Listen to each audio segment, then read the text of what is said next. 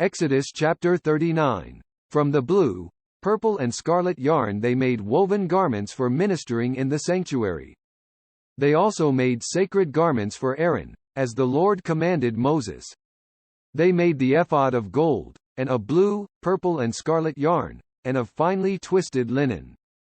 They hammered out thin sheets of gold and cut strands to be worked into the blue, purple and scarlet yarn and fine linen, the work of a skilled craftsman. They made shoulder pieces for the ephod, which were attached to two of its corners, so it could be fastened. Its skillfully woven waistband was like it, of one piece with the ephod and made with gold, and with blue, purple and scarlet yarn, and with finely twisted linen, as the Lord commanded Moses. They mounted the onyx stones in gold filigree settings and engraved them like a seal with the names of the sons of Israel. Then they fastened them on the shoulder pieces of the ephod as memorial stones for the sons of Israel, as the Lord commanded Moses. They fashioned the breastpiece, the work of a skilled craftsman. They made it like the ephod of gold, and of blue, purple and scarlet yarn, and of finely twisted linen. It was square, a span long and a span wide, and folded double. Then they mounted 4 rows of precious stones on it. In the first row there was a ruby, a topaz and a beryl. In the second row a turquoise, a sapphire and an emerald. In the third row a jacinth, an agate and an amethyst. In the fourth row a chrysolite, an onyx and a jasper. They were mounted in gold filigree settings. There were 12 stones, one for each of the names of the sons of Israel, each engraved like a seal with the name of one of the 12 tribes. For the breastpiece they made braided chains of pure gold, like a rope. They made 2 gold filigree settings and 2 gold rings, and fastened the rings to 2 of the corners of the breastpiece. They fastened the 2 gold chains to the rings at the corners of the breastpiece, and the other ends of the chains to the 2 settings, attaching them to the shoulder pieces of the ephod at the front. They made 2 gold rings and attached them to the other 2 corners of the breastpiece on the inside edge next to the ephod. Then they made 2 more gold rings and attached them to the bottom of the shoulder pieces on the front of the ephod, close to the seam just above the waistband of the ephod.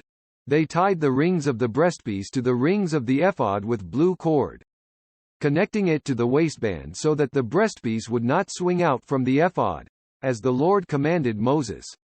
They made the robe of the ephod entirely of blue cloth, the work of a weaver, with an opening in the center of the robe like the opening of a collar, and a band around this opening, so that it would not tear. They made pomegranates of blue, purple and scarlet yarn and finely twisted linen around the hem of the robe. And they made bells of pure gold and attached them around the hem between the pomegranates. The bells and pomegranates alternated around the hem of the robe to be worn for ministering, as the Lord commanded Moses. For Aaron and his sons, they made tunics of fine linen, the work of a weaver, and the turban of fine linen, the linen headbands and the undergarments of finely twisted linen. The sash was of finely twisted linen and blue, purple and scarlet yarn, the work of an embroiderer, as the Lord commanded Moses. They made the plate, the sacred diadem, out of pure gold and engraved on it, like an inscription on a seal holy to the Lord. Then they fastened a blue cord to it to attach it to the turban, as the Lord commanded Moses. So all the work on the tabernacle, the tent of meeting, was completed. The Israelites did everything just as the Lord commanded Moses. Then they brought the tabernacle to Moses, the tent and all its furnishings, its clasps, frames, crossbars, posts and bases. The covering of ram skins dyed red, the covering of hides of sea cows and the shielding curtain. The ark of the testimony with its poles and the atonement cover. The table with all its articles and the bread of the presence. The pure gold lampstand with its row of lamps and all its accessories, and the oil for the light. The gold altar, the anointing oil, the fragrant incense, and the curtain for the entrance to the tent. The bronze altar with its bronze grating, its poles and all its utensils, the basin with its stand. The curtains of the courtyard with its posts and bases, and the curtain for the entrance to the courtyard. the ropes and tent pegs for the courtyard, all the furnishings for the tabernacle, the tent of meeting, and the woven garments worn for ministering in the sanctuary.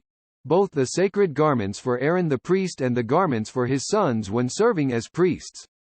The Israelites had done all the work just as the Lord had commanded Moses. Moses inspected the work and saw that they had done it just as the Lord had commanded. So Moses blessed them.